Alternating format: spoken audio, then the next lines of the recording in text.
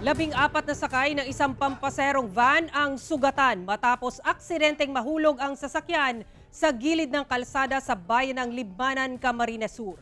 Habang isang 7 taong gulang na mag-aral sa Santo Tomas City, Batangas, ang sugatan din matapos mabundol ng isang van.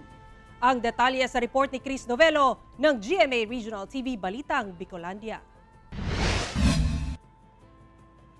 Sa halip na sa terminal, ang gilid ng kalsadang ito sa barangay Mambulo Nuevo sa bayan ng Libmanan, Camarines Sur, ang naging destinasyon ng 14 na sakay ng isang pampasaherong van na biyaheng Naga City, Libmanan. Injury, bale po yung tatlo may injury po talaga. Saan po, sir? Sa may dito sa part po ng mukha, tapos yung iba dito din sa may puro mukha, tapos yung iba sa may tuhod. Agad namang itinakbo sa ospital ang mga sugatang biktima. Sa investigasyon ng Libmanan Municipal Police Station, bigla raw ng labo ang paningin ng driver ng van kasi sinubukan itong itabi ang sasakyan.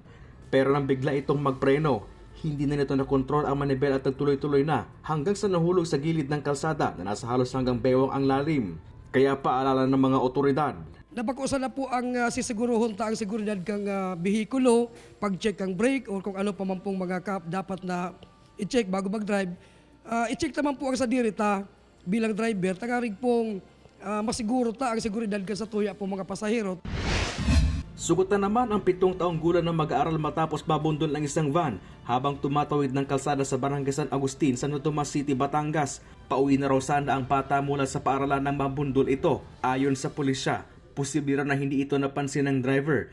Nagkaroon na raw ng kasunduan ng pamilya ng biktima at ang driver ng van para sa gastusin sa papapagamot ng biktima. Sinisika pa ng GMA Regional TV Balitang Southern Tagalog na makuha na ng pahig ang pamilya ng biktima at ang driver ng van. Very busy po itong highway na to. May kasabay naman po siya. Nga lang po ay hindi po agad nakuha dahil bigla pong tumawid yung bata. Mula sa GMA Regional TV Balitang Bicolandia, Chris Novelo, nagbabalita para sa GMA Integrated News.